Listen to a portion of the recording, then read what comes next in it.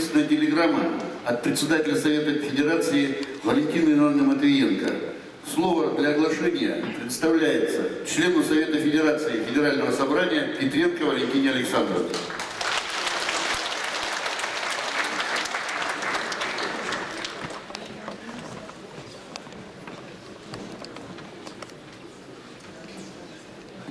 Уважаемый Виктор Михайлович, Владимир Николаевич, Владислав Михайлович, Петр Иванович, уважаемые коллеги, гости, все, кто сегодня находится в этом зале.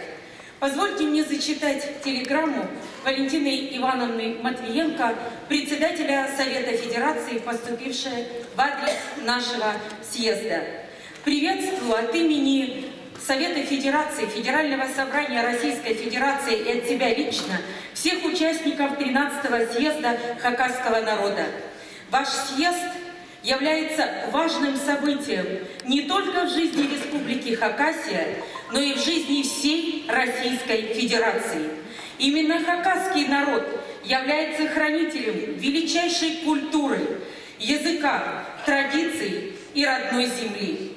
Ваш съезд – это ярчайший пример преемственности поколений, сохранения обычаев, народных праздников, дружбы народов, понимания народов, уважения народов многонациональной Российской Федерации. Мы огромная страна, и только в единстве народов сила и величие России. Желаю успеха в работе съезда, здоровья, благополучия всем жителям России, всем жителям Республики Хакасия. Будьте счастливы, добра, благополучия вам и вашим семьям. Успехов в вашей работе. Председатель Совета Федерации Российской Федерации Валентина Матвиенко. Уважаемые коллеги, буквально одно слово. Я с огромнейшим удовольствием прослушала все выступления сегодня на нашем съезде. И хочу сказать следующее. Для чего люди хранят язык, свою историю, свою культуру? Наверное, для того, чтобы сформировать прежде всего душу человека, который пронесет эту душу и передаст ее новым поколениям. Но скажите, пожалуйста, если не будет главного, разве можно сохранить все это?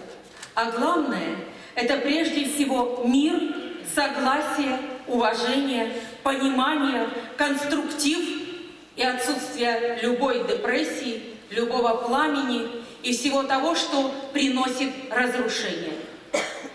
Я считаю, что каждый сегодня сидящий в этом зале и не только, наверное, через свое сердце пропускает все, что творится и вокруг наших границ, на планете в целом, когда многие народы испытывают такую боль, что ее трудно с чем-либо сравнить, теряя своих близких, стариков, женщин, детей. И мы это все видим. И знаем, что именно наша многонациональная страна, наш президент великого российского государства, и мы не стесняемся об этом говорить, пользующийся огромным авторитетом и уважением не только у народа нашей страны, но и в мире, и мы это знаем точно, борются за то, чтобы был мир, был диалог, был конструктив. И только это позволяет развиваться народам, сохранять свою культуру, историю, землю, могилы своих близких, рожать детей и передавать все лучшее новым поколениям. И это самый великий завет для нас всех, каждого народа в Российской Федерации, любого вероисповедания. Неважно, где кто живет, в каком уголке страны, важно, чтобы человек думал об этом, помнил, и свои действия и поступки обязательно согласовывал с тем, что завещали предки. А предки говорили о необходимости мира и согласия. Только это позволяет развиваться и хранить все то, что мы имеем. Это самое наше великое богатство. Язык, история, культура, мудрость поколений, все то, что вместе, как в одном большом сосуде, делает прекрасный букет народов Российской Федерации. И если кто-то думает, что нас можно запугать какими-то санкциями, или можно по отношению к нас допустить какие-то небрежные или хамские выражения, они глубоко ошибаются. Потому что наш народ не будет отвечать тем же. И наш президент этому великий пример, когда он делает все, чтобы у нас было укрепление нашей страны, уважение внутри страны народов еще большее друг к другу, понимание, взаимопонимание, и чтобы Россия на основе этого расцветала, но чтобы и наша страна всем другим показывала, что мы всегда за диалог, мы всегда за мир, и это самое главное. Поэтому, дорогие друзья, нас никто и никогда не должен раскачать. Очень многим хочется нас попробовать на зубок, но мы не можем дать такую возможность, позволить это сделать никому, ради наших детей, ради наших стариков, ради наших могил, наших близких. Не имеем на это права. И я вас прошу, как цвет республики, которая носит имя Хакасия, от имени хакасского народа, от великой культуры, мощного, древнего народа, прежде всего стоять на этом. Никому не позволять раскачивать ни республику, ни страну.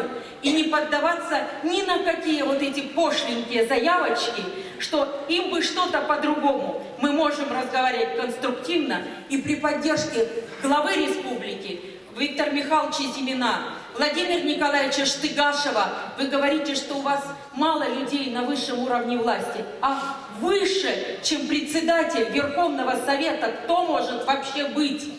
Поэтому мы гордимся тем, что у нас председатель Верховного Совета, великий сын великого народа сегодня в республике. Именно поэтому при поддержке главы республики Виктора Михайловича, Владимира Николаевича здесь и будут решаться вопросы. А кто не работает, тот никогда не имеет проблем. Они были, есть и будут. Главное, что их нужно преодолевать и решать всем вместе. И это нормально.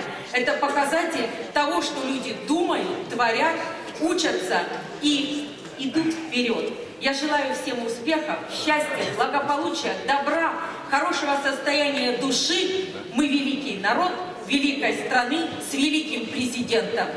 Спасибо, Екатерина Александровна.